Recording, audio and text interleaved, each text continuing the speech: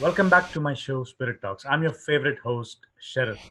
And in this show, we'll broach different spiritual subjects and esoteric topics and we'll expound various humanitarian aspects of all these wonderful teachers with their journeys and their life and how they're empowering humanity at large and how they're helping all of us in their own unique ways and modalities. We are back with Michelle Karen, our beautiful, gorgeous shaman and astrologer, who is as well a Hollywood actress. And this will be the grand finale show with Michelle, and we're going to talk about her talents, about her writing, and her different aspects, how her day is like, and who she is typically.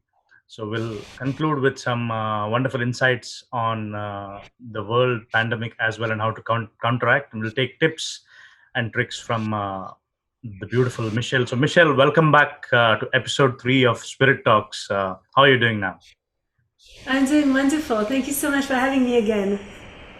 Absolutely. I mean, it is a lovely pleasure to have you in my show. And, I'm already emotional with 2 episodes in a row with a lot of wonderful insights, lovely tidbits of spirituality and astrology and your journey. And it is literally spilling on me and all the audience as well because there's so much to learn from you because you're so talented. You are a child prodigy and a genius with such lovely humility. I mean, who doesn't accept that, hey, I'm a giant, but you are a giant in your own way, and we laud you for that. I personally commend you for who you are and who you have become now, and the way you have evolved into this spiritual giant is, I don't have words to explain basically, but thank you so much for coming back and coming back to my show, Spirit Talks.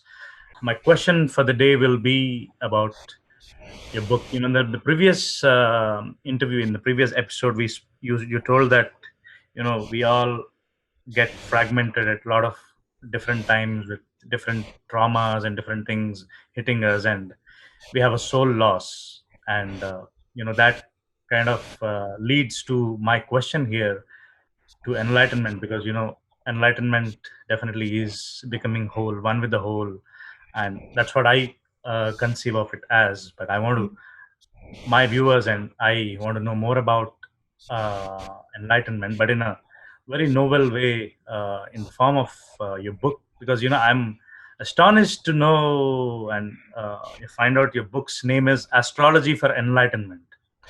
And Yes. I mean, I would love you to show your book to my audience and tell about that and how, this is new to me because, I have heard about astrology. Everyone, all of us, we have some kind of idea about astrology, I mean, whether it is with the stars and the galaxies and stuff. We'll ask about that too.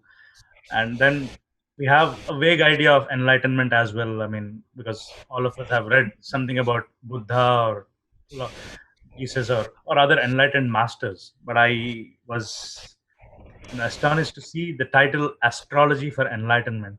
First of all, tell us uh, what is enlightenment in your viewpoint, and what is your book Astrology for Enlightenment is, and why is it important, and why did you write it? How did you conceive of this, and what is it about?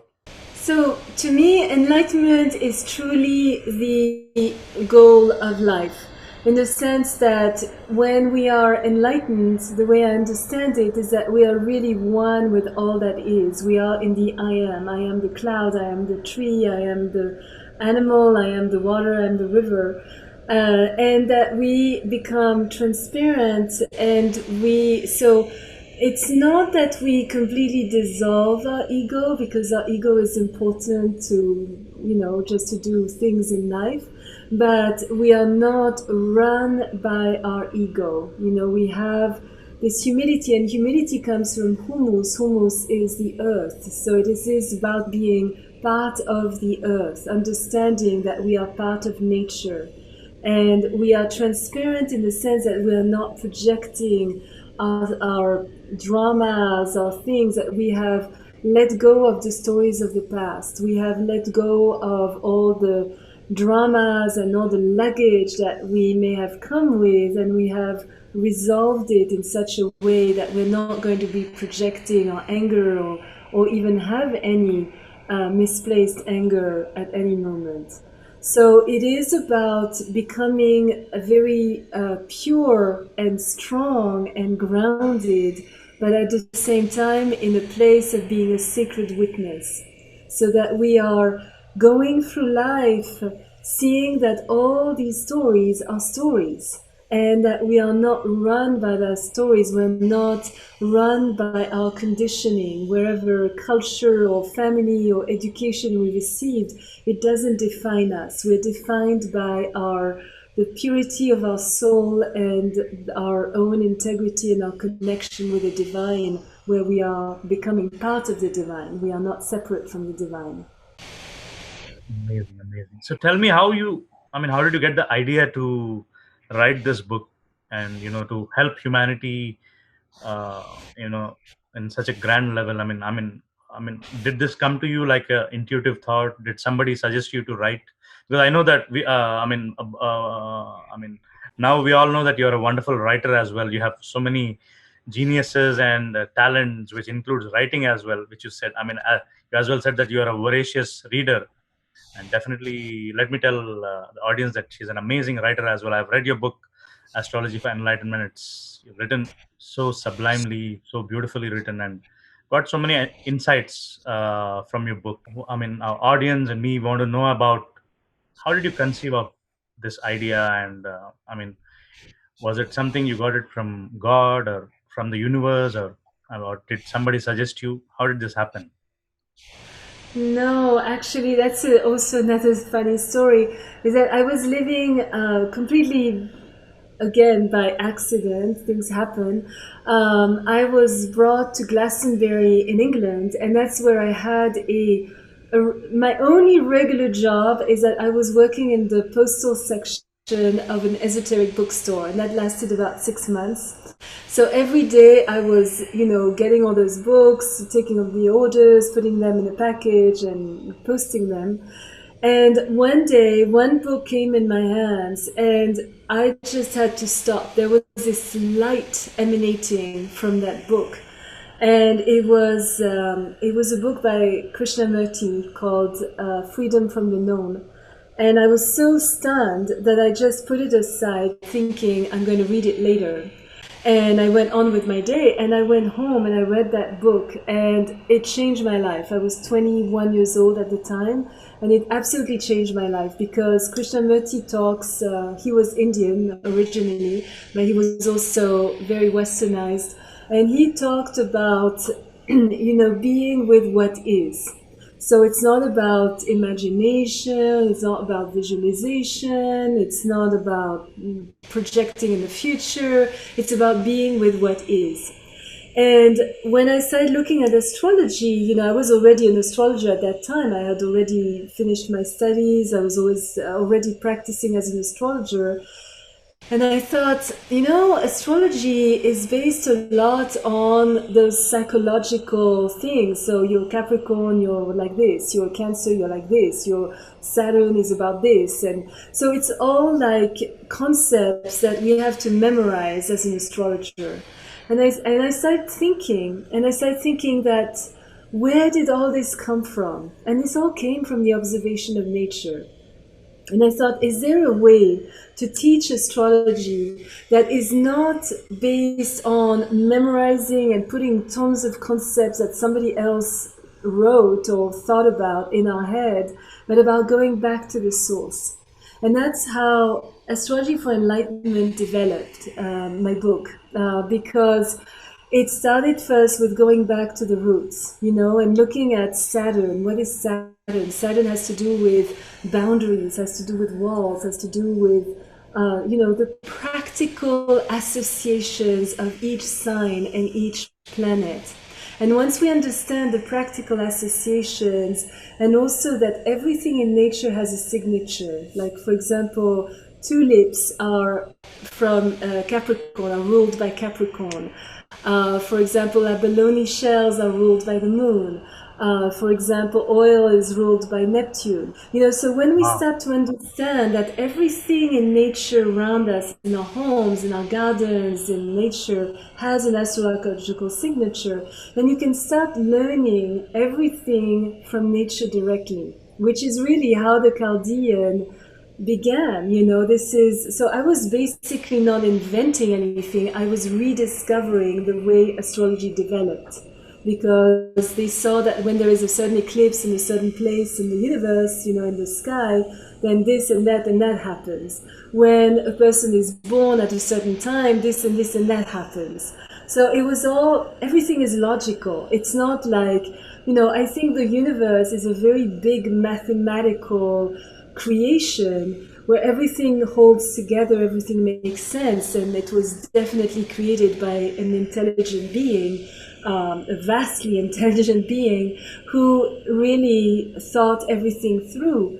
So, astrology for enlightenment, the concept is, and I think it's a very revolutionary concept, that we are not just one sign, we are all the signs and all the planets. Like, Wow. women have also masculine traits and men have also feminine traits. We are more predominantly male or female, but it doesn't mean that we are entirely female or entirely male. It would be impossible to live or to understand each other if we Yeah. were. So what I did in Astrology for Enlightenment was look at how each sign is affects all the other signs, and how, because let's say for example you are Libra. Well, that means that your second house, which has to do with finances, is in Scorpio, so you will react financially as a Scorpio. And then your third house is in Sagittarius, so you're going, and the third house has to do with everything having to do with communication, expression. So that's how you're going to react to your daily environment and communicate like a Sagittarian. Your fourth house of home, bases, domestic circumstances in Capricorn. So you're going to be looking at, dealing with your home, family circumstances as a Capricorn.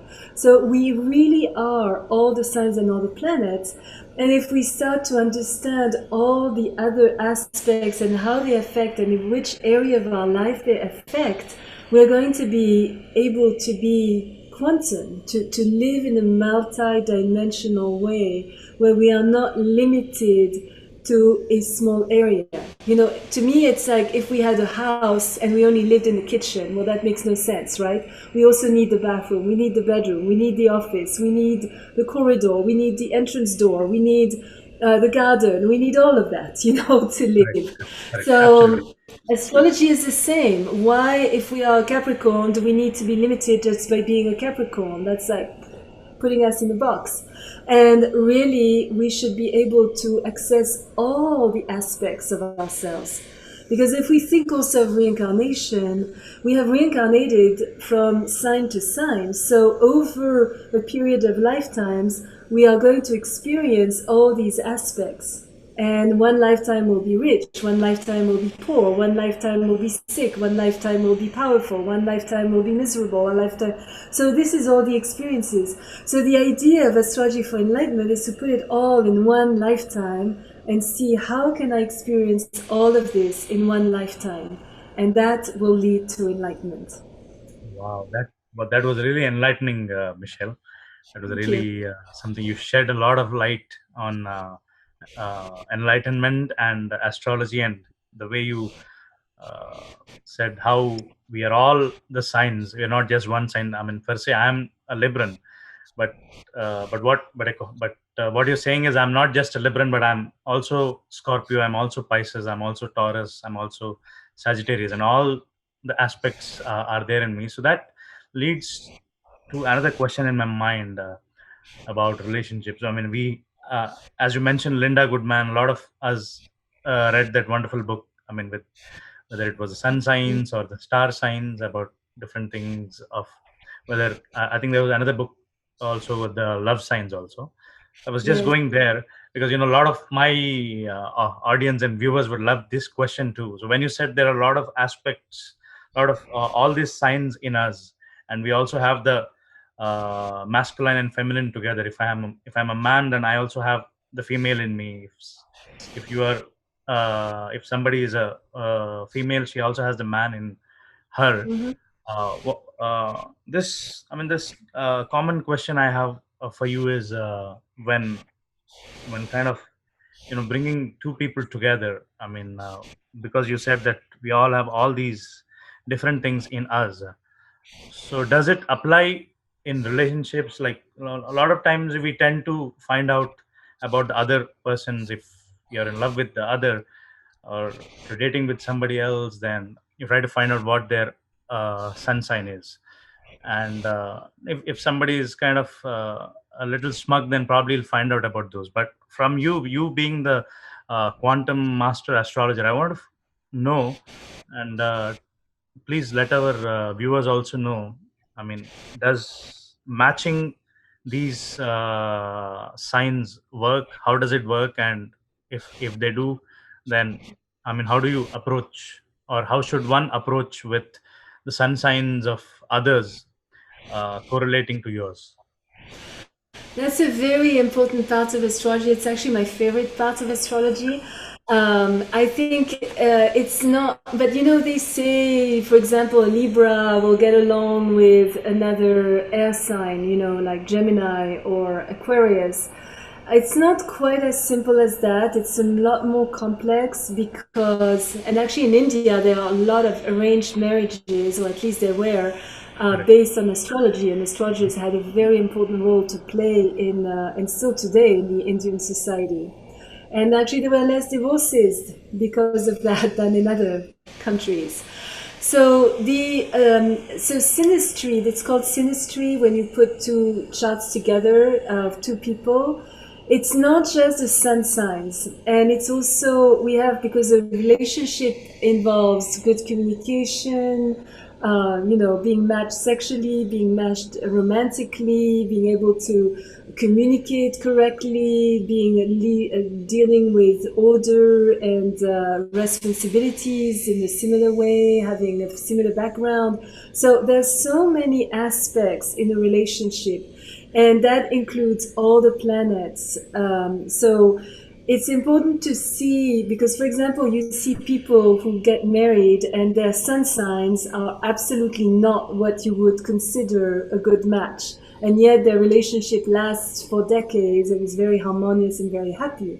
But when you look at their charts, you realize that, oh, they're Venus signs. So how Venus expresses how we love. Mars is our sexuality. For a woman, the place where her Mars is in her sign is going to indicate the kind of man she's attracted to. And for a man, the Venus sign, the kind of, where Venus is in his chart is going to determine the kind of woman he's attracted to. And you can also see in the chart homosexuality. You can see if somebody is good for marriage or not. Like, for example, Elizabeth Taylor, if you look at her, the area of marriage in her chart, well, she definitely, marriage in the conventional way was a big no-no for her. It was, if I had been her astrologer, I wish I had, I would have told her, look, you can have all the affairs you want and all the lovers you want, just don't get legally married, because it's just not Right. for you. And sure enough, she divorced, 5 times? So it's all about, we're not all equal. Some people do very well in partnership. Others are too independent for that. And that's where astrology can help us. So in a chart, when you put two people together and you compare their charts and you see how they interact with each other, it's going to give you a sense of their strengths, their weaknesses, and it's going to help, see in advance what areas are going to be very strong and what areas are going to be possible areas of friction. And also, some people can be wonderful on their own, and then you put them together and it's a disaster because they press each other's buttons in horrible ways. And maybe those people are better off staying friends and not being lovers or getting married. And other people, they become more by associating with someone. For example, if you see those groups, for example, the Beatles, it's actually very interesting because when you see the original Beatles and how their charts were matching, when one fell off, all of a sudden the group became very powerful and very famous.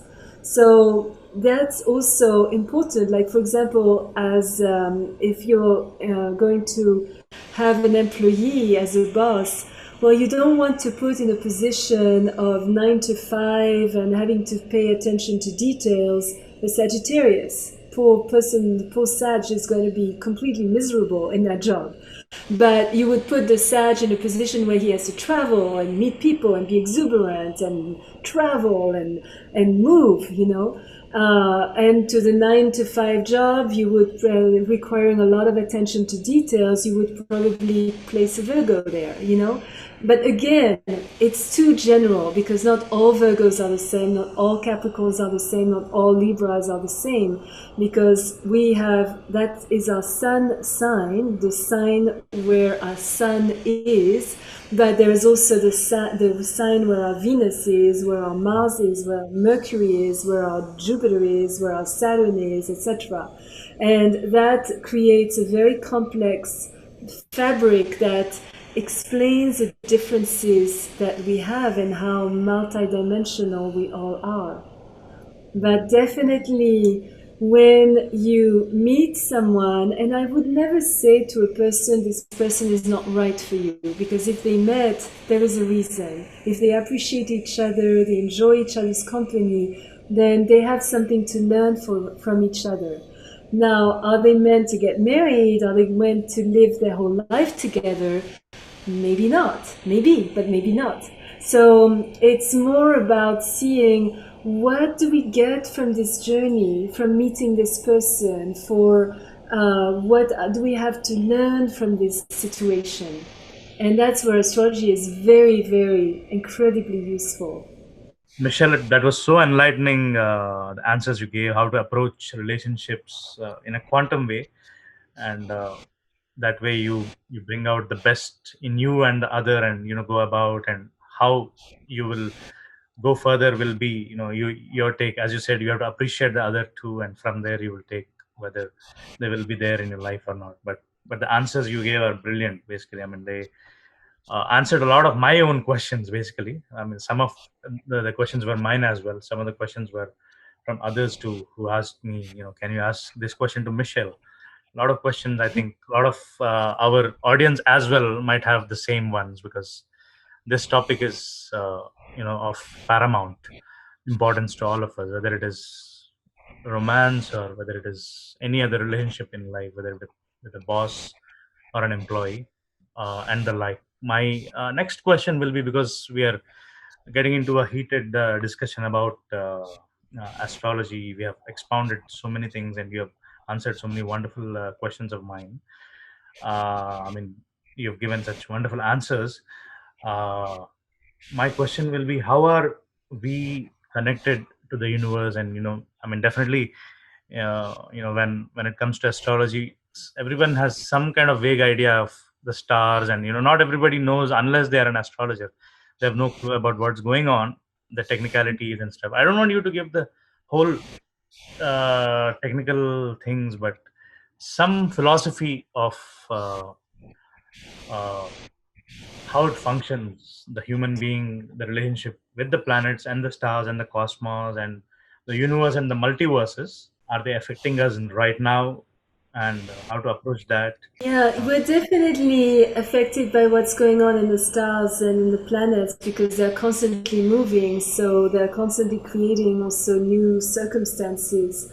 And I find it quite interesting that now, for example, we have all these planets retrograde. Out of 10 that we know, because there's really 12 planets, 6 of them by September are going to be retrograde.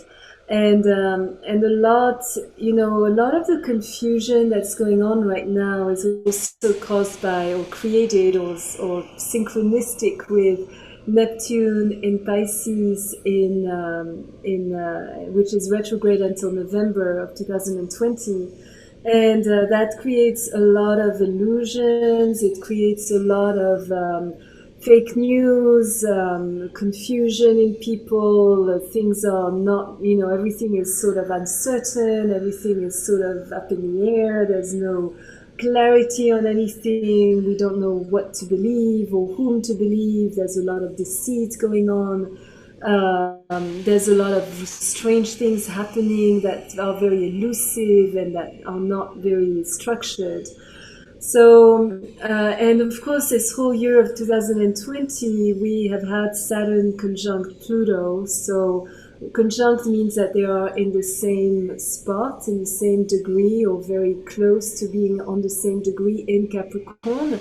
So, and Saturn and Pluto are space buddies. They're very close to each other in meaning. They're both talking about responsibilities, about obligations, at least Saturn. And Pluto is a lot about all the emergence of the darkest darkness from the bowels of the earth and from society. And when those two come in conjunction, which happens about every 35 years, last time was in 1914, so at the beginning of the World War One, and then it happened in 1947 in the aftermath of World War Two, and then it happened again in 1982 when there was a big depression, and we have it now in 2020. That's times where we have to confront where the structures are crumbling down, where everything that was hidden is emerging, where everything that was not right is also coming to the surface. So it's a time where there's a lot of things collapsing. And on top of it, we have Jupiter has been in the middle of that the whole year, pretty much. And the last time we had those three planets in Capricorn together was in 1894 before Christ, and will be in 2755 AD. So it's an incredibly rare combination of all sorts of things happening right now, which has caused, the pandemic. And of course, Neptune in Pisces is also connected to weird illnesses and things that we don't really understand how they could have emerged. So it also relates to pandemics. So there is a lot of turmoil right now, and we are in the year of the rat on top of everything, the year of the gold rat, not just the metal rat, the gold rat. And this is the year of new beginnings, of reset, and a lot of things. We all have had to reinvent ourselves. Sadly and tragically, a lot of people have lost their jobs. But it's also a time to find a new way of earning a living. And even for you and I, we've had to, I was used to taking a plane and talking to audiences around the world. Well, now I've been Right. grounded for 4 months. I Right. haven't taken a plane in 4 months, and I've been learning about Yes. Zoom and getting ring lights and microphones and all Correct. sorts of equipment I never thought I would have to get acquainted to ever. I know So you're it's so busy. I mean, I know your schedules are so hectic, and you're traveling all the time. And suddenly, with this, we are at home now, and I can understand you. You didn't travel for 4 months, and I know how that feels as well. So my question will be, now that you told about the technical astrological reasons behind different things, and the end times, or the rather the beginning times of the new age, and the new energy on the planet. You spoke about, spoke wonderfully about the planets, how they are aligning, the kind of things seemingly on the surface which is shown now. I mean, thank you so much for giving us wonderful insights about the current pandemic too. My question will be, I mean, being a shaman yourself, and being a healer yourself, what is your advice to people in these times of crisis, of the world pandemic, and the seeming distress and chaos in the world? What do you think? Some tips for people to counteract, how to center yourself, or how to stay grounded, or and how can they approach? this particular epidemic or the pandemic, in a very healthy manner? Well, first of all, ditch your TV. Stop watching the news because I think this is really making our immune system go way down. I posted on my Facebook this a little funny cartoon of this little girl called Susie, and it says, and she's carrying in one hand a hammer, and the other hand a TV that she has smashed the screen of, and it says, and this is how little Susie cured the worst, cured once and for all the worst virus of all times. And I think that's very true, that we have to stop giving power to the medias. I mean, most of the stories that they are giving us are fake, are not true. The numbers are completely upped, I mean, there was those dignitaries in Brazil who went to the hospital undercover, the hospital that had supposedly the biggest number of COVID-19, and they found that the hospital was under construction. There was nobody there. And yet it had like 500 cases. It's like, how is that happening? And then there were all these coffins, and they opened the coffins, they were all empty.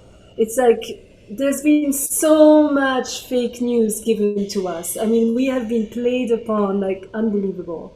And even masks, there's no proof that masks are helping in any way. None, And people will get mad at you and scream at you in the stores because you're not wearing a mask. And some stores will not even allow you entrance if you are not wearing a mask.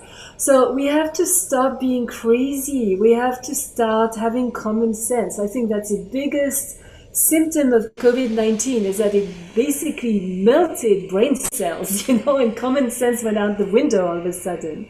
So I'm not saying that it doesn't exist. I'm not saying that people are not sick, but it's maybe not as dramatic as they're making us see it, And the flu happens every year, and people die of bronchitis, of the flu, of everything. And all of a sudden, 100% of the deaths are from COVID-19. It's like, okay, how about diabetes? How about heart attacks? How about car accidents? How about suicide? Oh, none, So something is off, and we have to be a little in common sense. And I think it's very important that we do not give in to fear, because the media, those news are enticing us to have fear and to be scared of everything, of everyone, I mean, I'm amazed. I go to the store and people are just, making a huge detour to not, walk past me. It's like, oh my God, and I am wearing a mask. So it's like, come on.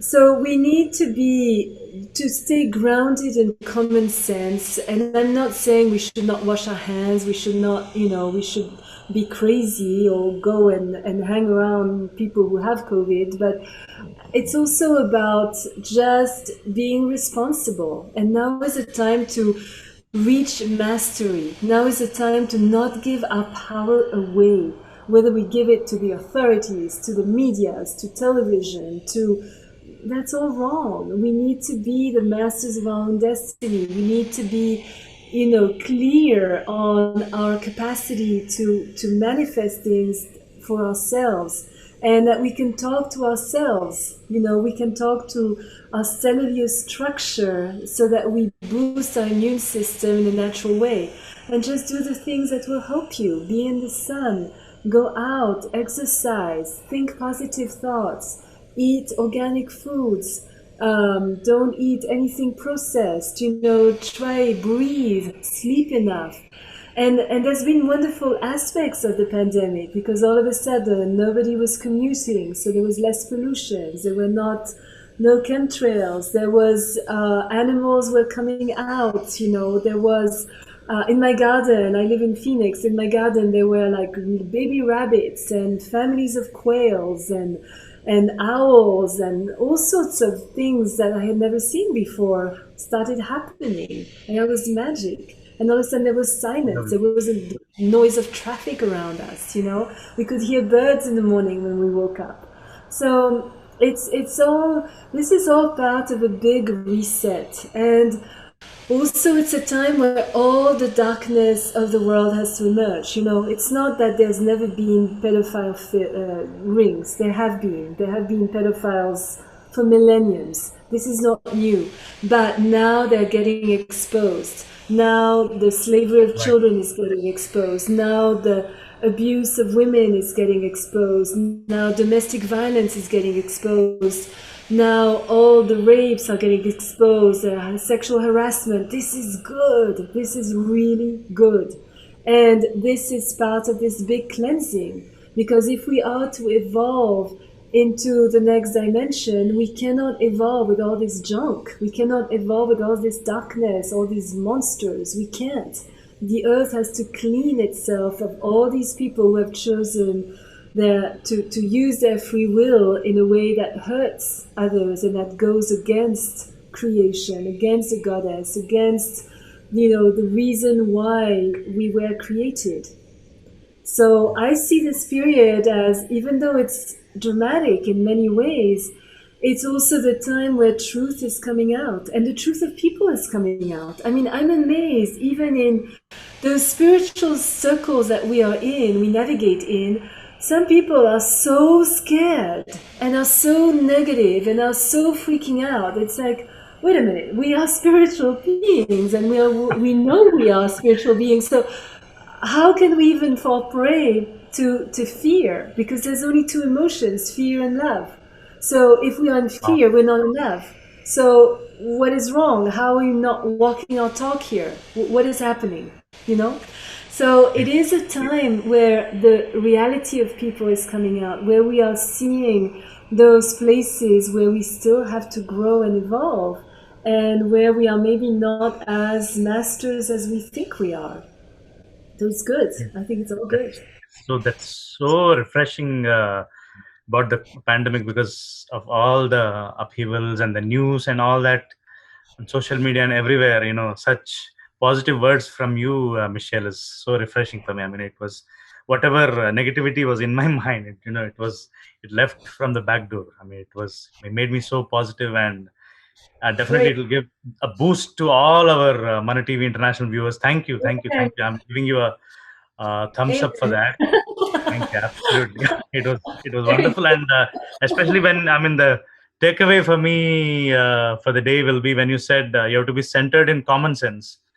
And I mean, in the middle of fear, absolutely. And as you said, that kind of goes out of the window, or the way you have put it. So absolutely. So I mean, it is definitely a reminder for our common sense to muster the common sense and understand for what it is, and boost our immune systems. I'm seeing people in Arizona, it's 120 degrees, okay? And they're wearing masks and jogging in the midday.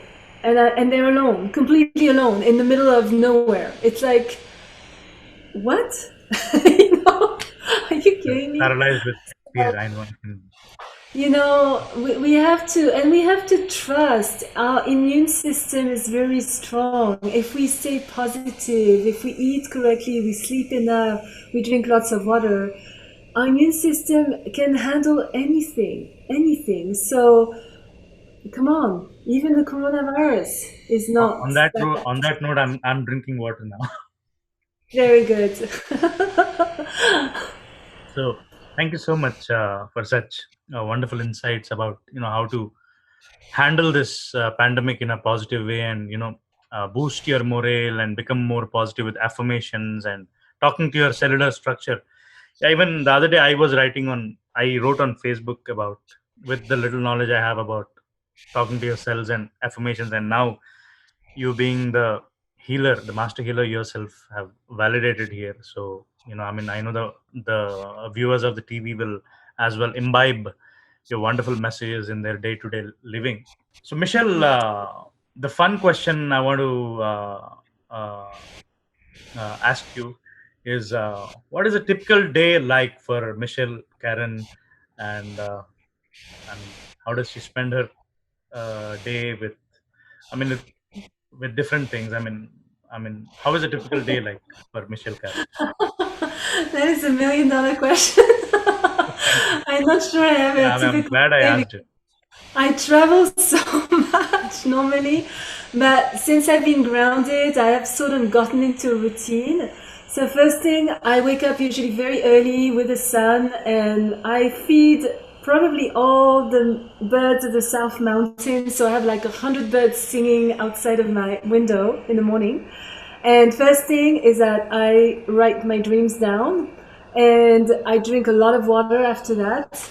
And after that, it depends, you know. Usually I go to my emails, which is usually not what I should be doing, but I like to swim in the morning.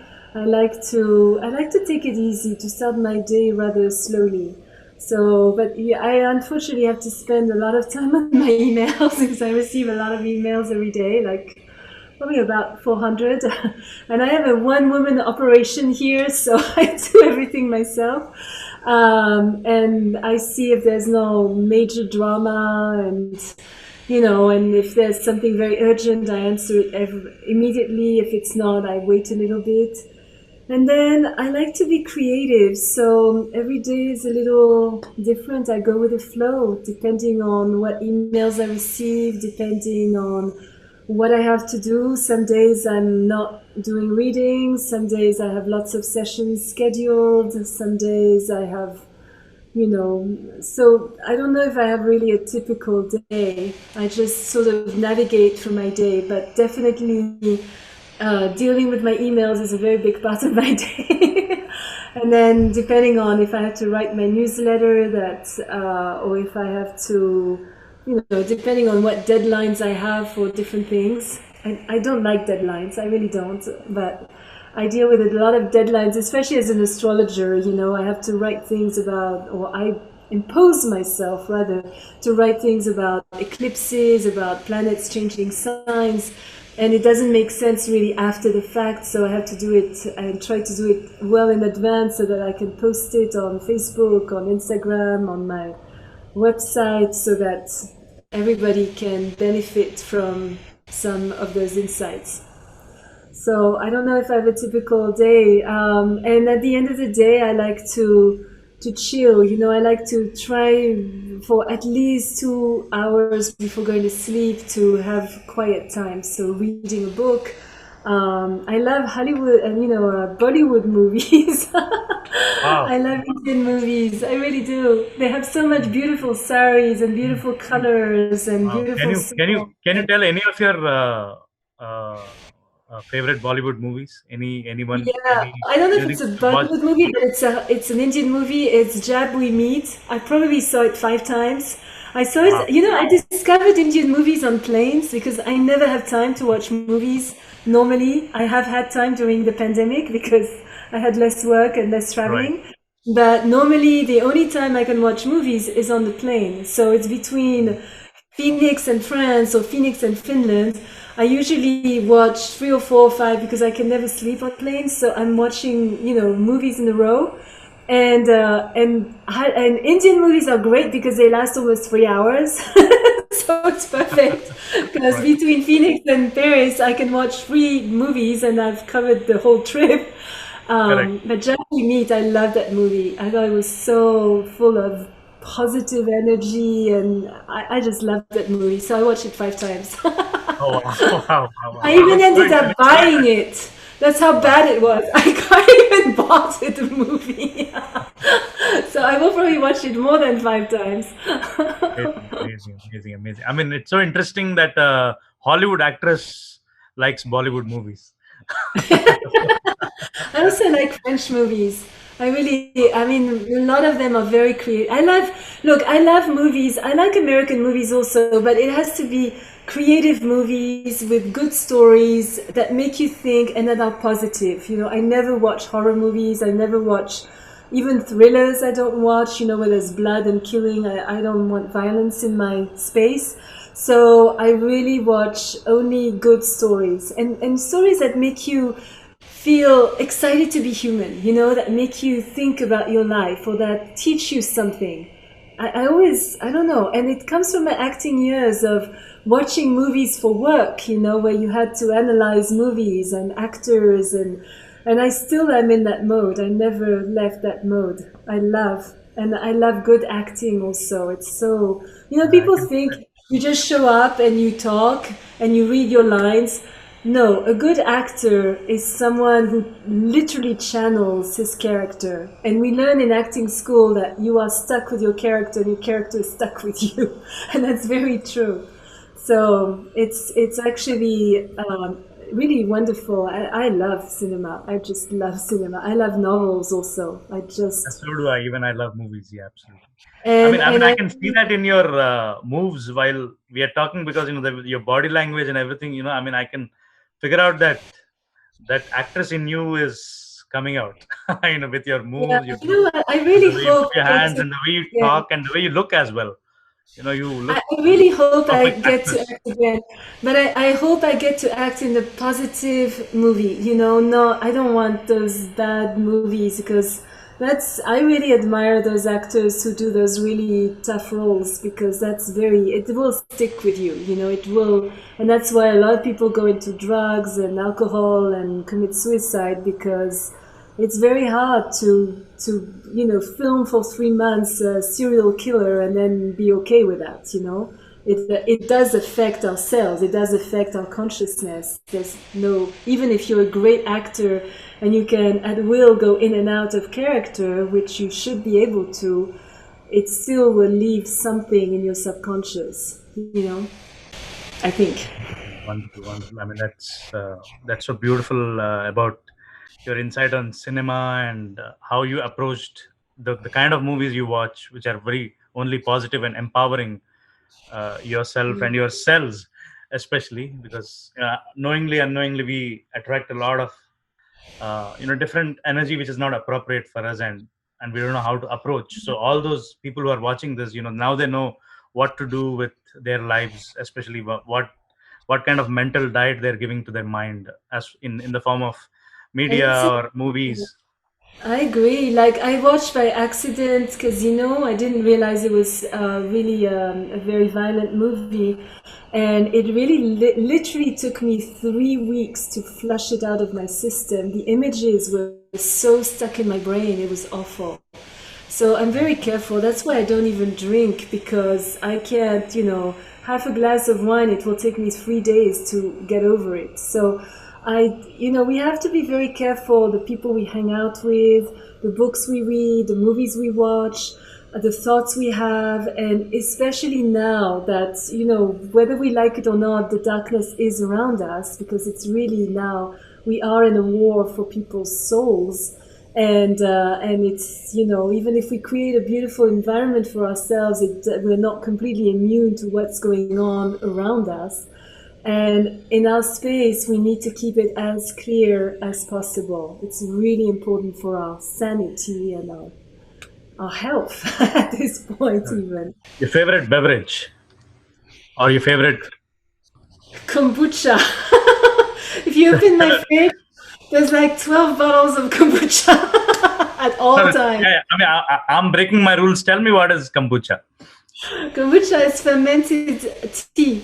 So it's usually made with either black or green tea that's fermented. So it's like a probiotic kind of drink.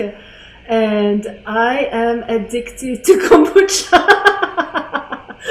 If I go to a country and there's no kombucha, I'm miserable. So my criteria for travel is that there has to be kombucha. I'll definitely, next time when we meet, we'll have kombucha for sure. Okay, sounds good. Treat me with Don't treat drink me with kombucha, alcohol. and we'll cheer with the glass of That's kombucha. And my alcohol. It's all right, kombucha. invisible kombucha. Let's do it together. Let's do it together now. Let's cheer now. Okay. Already, cheers. I can get a All right, bottle that right is now. so Get a bottle fun. right now.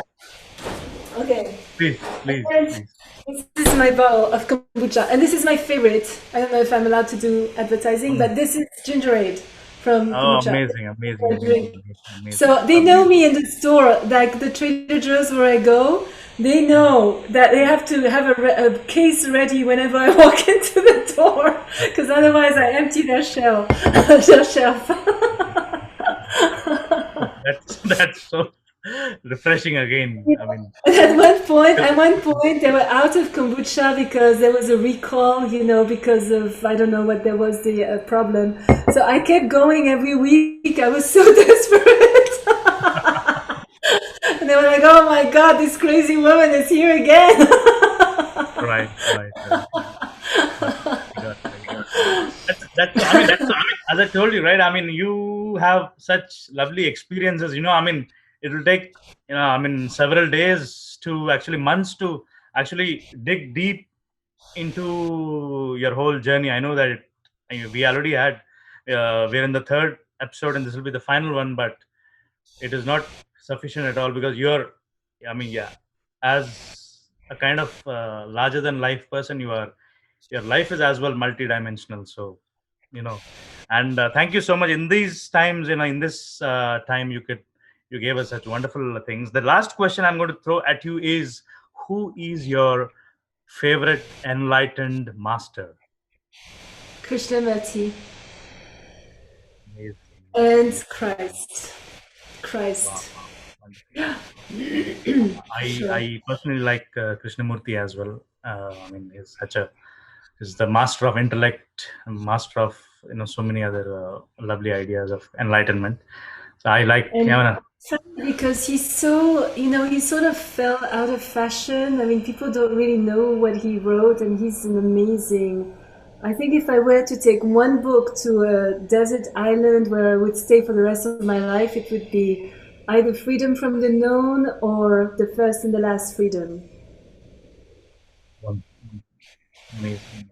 And that's so beautiful to listen from you. And quickly, because I mean, thank you so much for playing this rapid fire round with me. That was It was so much fun. fun asking you questions and listening to your beautiful answers as well. I hope you had fun as well, and Yes, I especially did. our cheering with the kombucha for sure. I didn't expect that answer and the way it will. Right, right, right. And I mean, this would be a lovely takeaway for me. And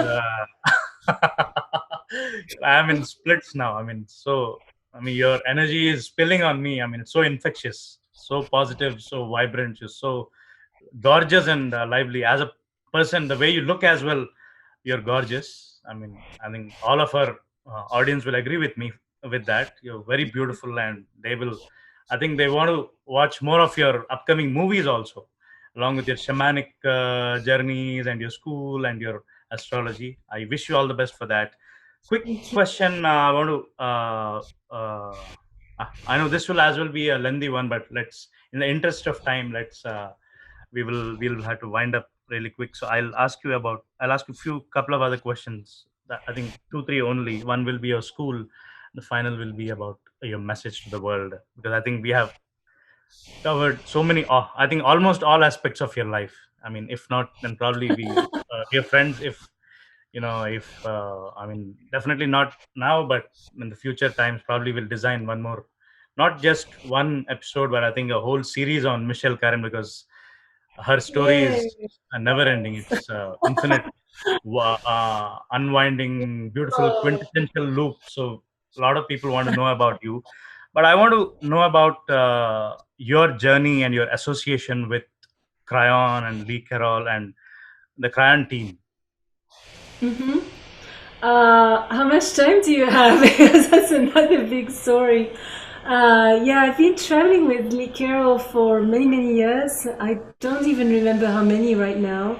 Probably at least 6 or 7 years, at least. So I became part of the Cryon team. And it was actually really funny how that happened. It was because I was first working with Dr. Todd Avokaitis, who, of course, is, who knows Lee Carroll.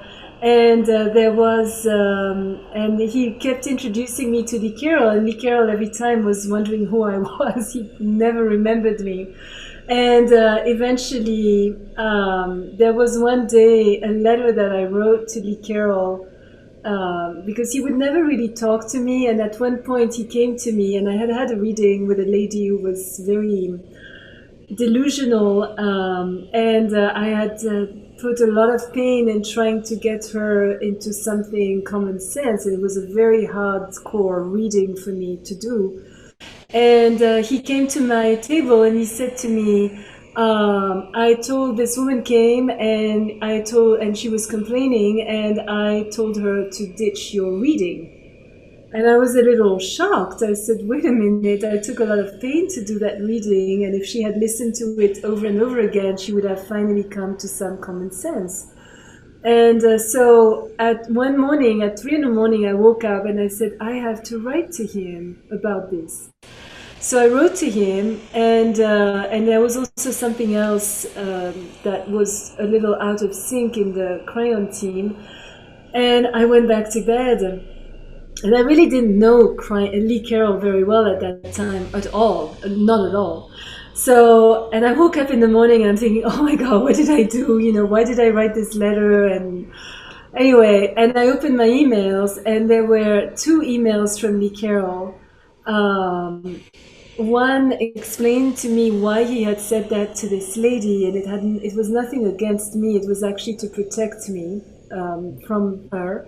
And the other was that I could come to any and participate and speak at any of his events.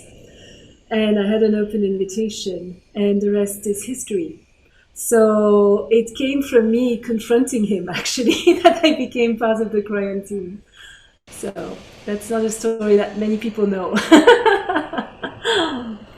Yeah, that's another wonderful thing we could know about you with the Cryon team. And Lee Carroll Before has I been want, wonderful, and I want to add that Lee Carroll has been quite wonderful because I was famous in Canada and in Europe, but when I moved to the States, you know, I started back at zero. Nobody knew, nobody had read my books, nobody knew who I was. So Lee really, I mean, first Dr. Tadovokaitis gave me the stage, and then it was Lee, and he has tremendously contributed to me meeting all these wonderful people, including yourself, making all these wonderful friends, and also starting to be known again, and has launched my career in a new direction. And he is very professional. Lee is extremely professional when he works, and he has really taught me professionalism. So it's been a very wonderful development to work alongside with him. And of course, his message is super positive and very loving and very caring for humanity, and quite in alignment with what I believe in and what I do.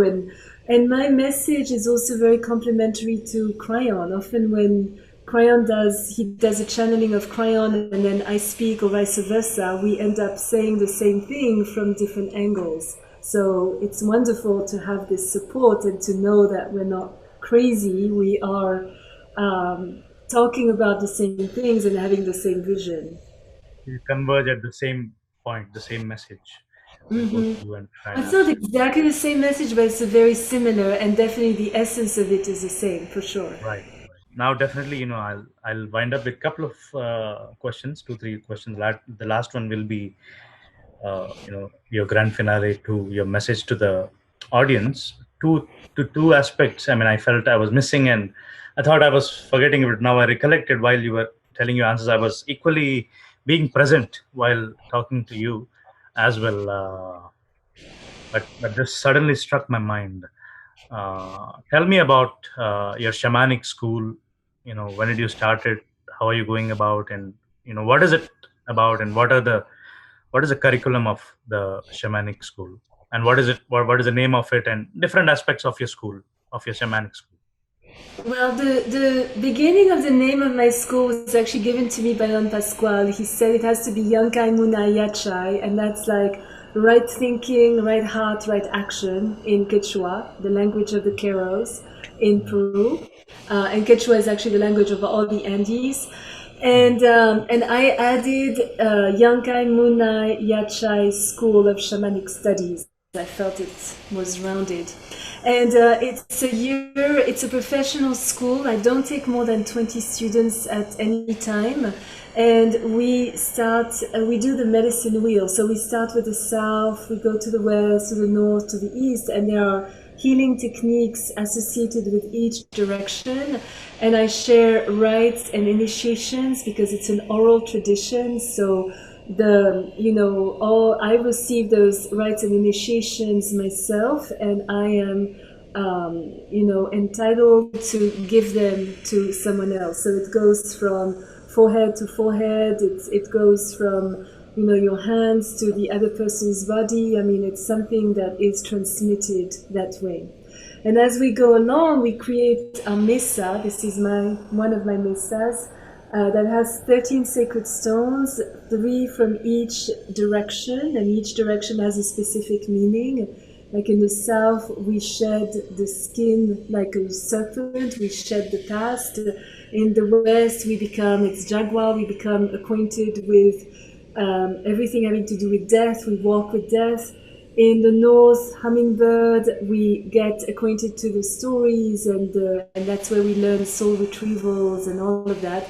And in the east, it's eagle condor, and this is the place of enlightenment, of no story, of transparency, of becoming a sacred witness. And the 13th stone is given by your teacher and is your lineage stone. So it connects you to a whole lineage of shamans, of medicine men and women who have stepped outside of time.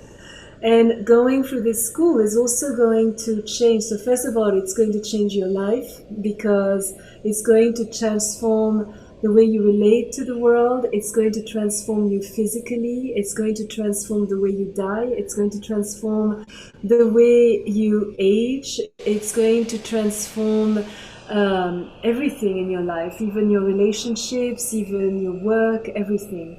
And I see that in my students. I have already 3 schools that have graduated, and I'm very proud of my students, and they're amazing, and they're still very much in contact with me and in contact with each other, and they have become very, very fine human beings. It's an amazing, it's a little bit like the school of Harry Potter. You never know what's going to happen in Shaman school. Right. And it's very multidimensional, it's very creative, but it's also very deep because we have to work on ourselves as we go. So I love teaching this school. It's so much fun, and I'm so grateful to Don Pasquale to having tricked me into this because I never would have done it on my own. I was the reticent or recalcitrant, how do you say, shaman all the way. I went in like kicking and screaming. I loved it for myself, but I was never in a million years going to do that with others, ever. And Correct. there I am. Do you think that trick was a synchronicity of sorts? It was what? Sorry? I'm saying, do you think that trick by the shaman was a synchronicity in disguise? Oh, no, it was planned. They knew. They knew who I was. They saw my past lives. They are seers. You become a seer when you are a shaman. So they knew that that was the only way to get me to do this. I mean, the way you put it is also, really interesting and funny. I mean, you didn't give a very a serious answer. I mean, the way you as well explained how you stepped into shamanism, that way, our audience will enjoy. Already, they're enjoying it. And I mean, thank you so much. That was a wonderful answer. Uh, Quickly, because before I asked you the last 2 questions, this one as well was in my mind to ask you, because this is as well your uh, proverbial ritual all the time in the crayon meetings. You know what I'm going to ask you about? Tell me, because like getting to the end of the interview, so I wanted to ask you that which you always do at the end of the crayon meeting.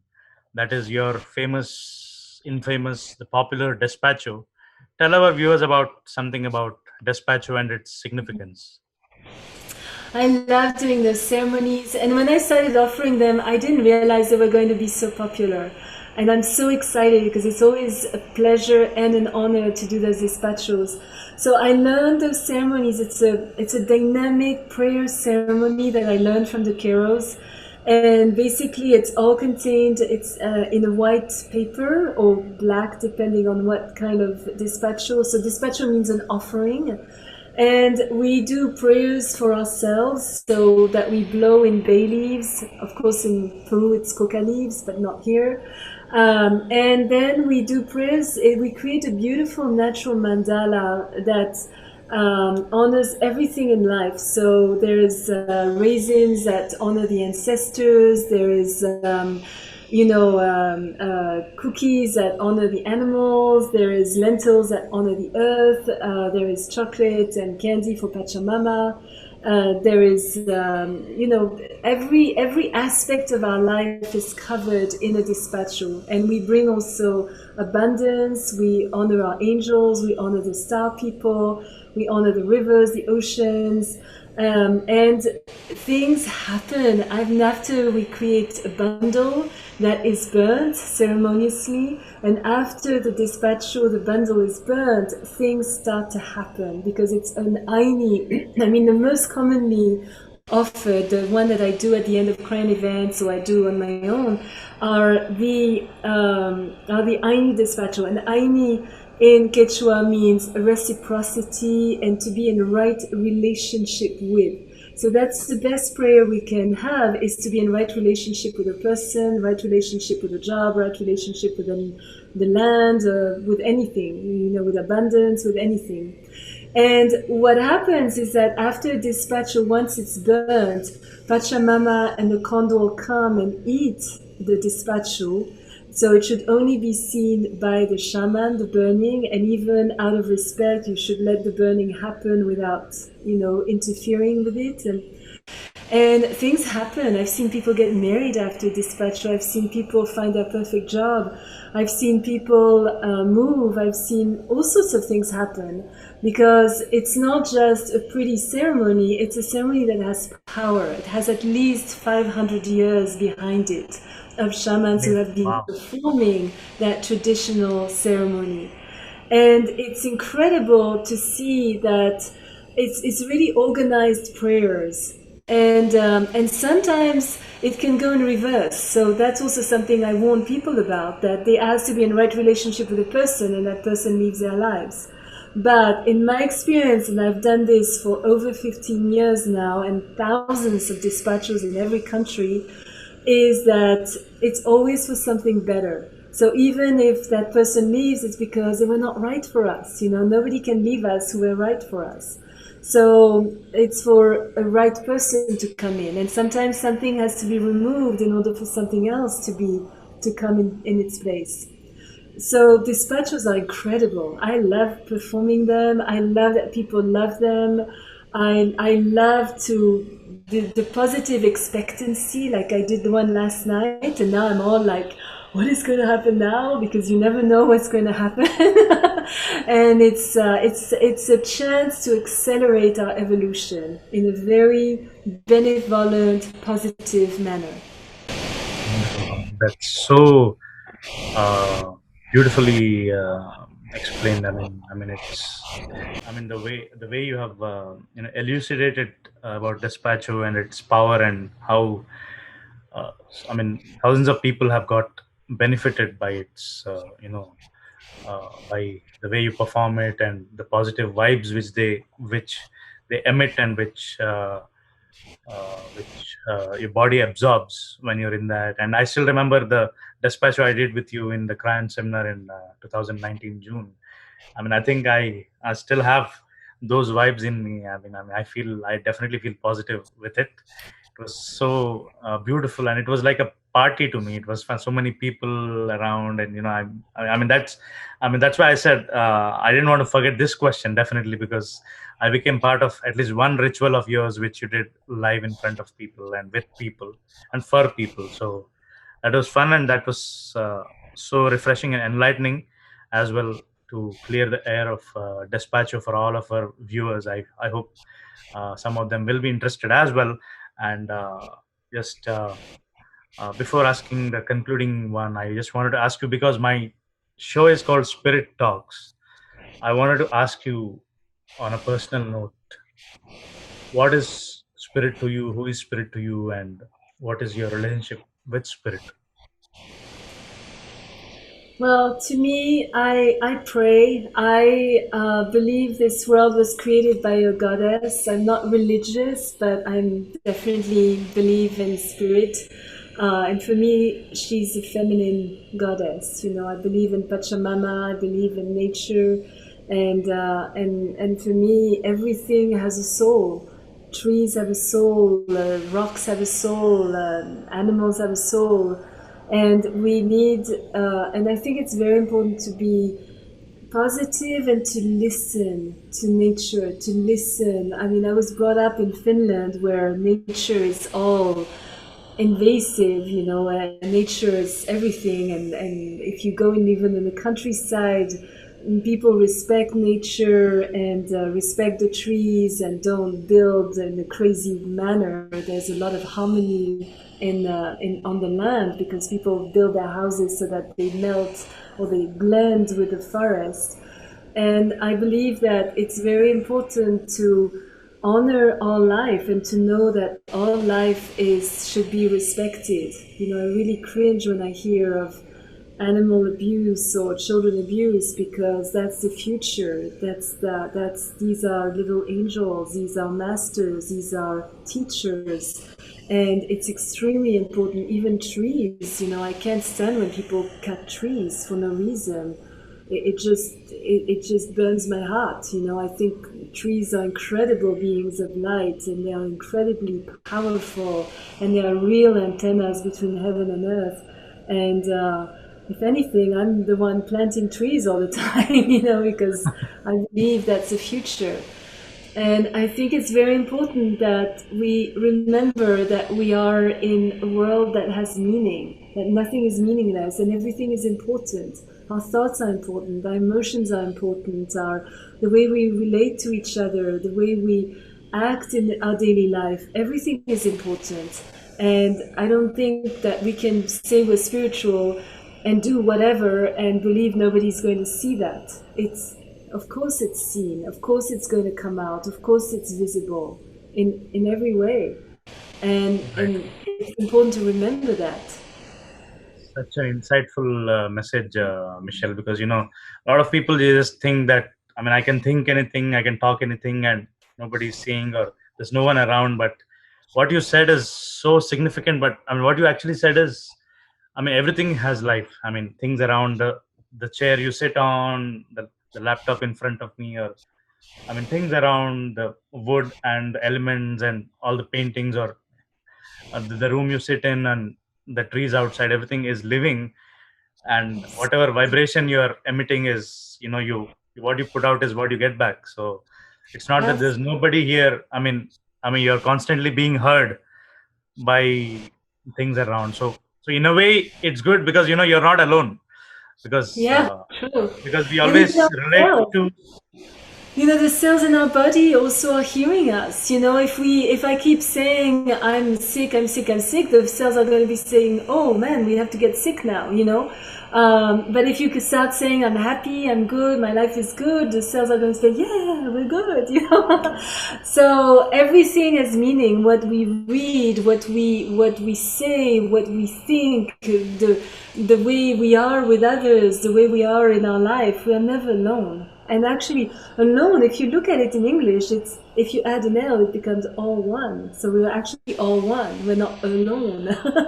Aloneness doesn't Wow. I exist. mean, I never heard this. I mean, I never looked at it that way. That's so beautiful to look at. Alone is all one. All is one. Something. I mean, like, they're all organically one. Absolutely, I totally agree with you. And your answer is perfectly brilliant, and very very simple for people to absorb. It's not something very sophisticated, in the sense where it's not a complex answer, but something like a tool, rather, for people to imbibe and implement it in their daily lives.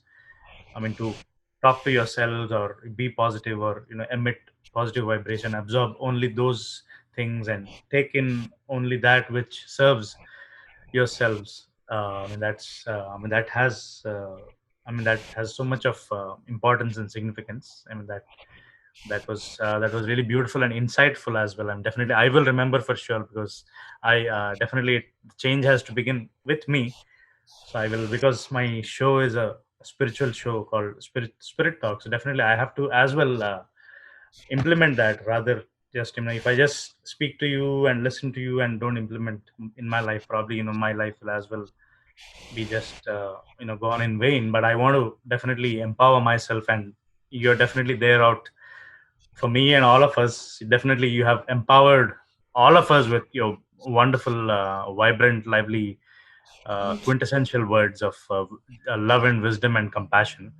So, I love to, take this interview and this talk show and this conversation with you for hours, but in the interest of time, there is a limitation to this show. But I'm glad we could do 3 episodes and talk at length, if not everything, but a lot of things about your wonderful life, your larger than life, your multidimensional, multicolored life, which has so many hues and hints of liveliness in them. Basically, thank you so much for all your time first, and your wisdom and your compassion for all of us, rather, because sitting there for long hours, I know how difficult it is, but you're out there smiling at me and the camera and all the viewers, and I have no word. I'm overwhelmed, Michelle.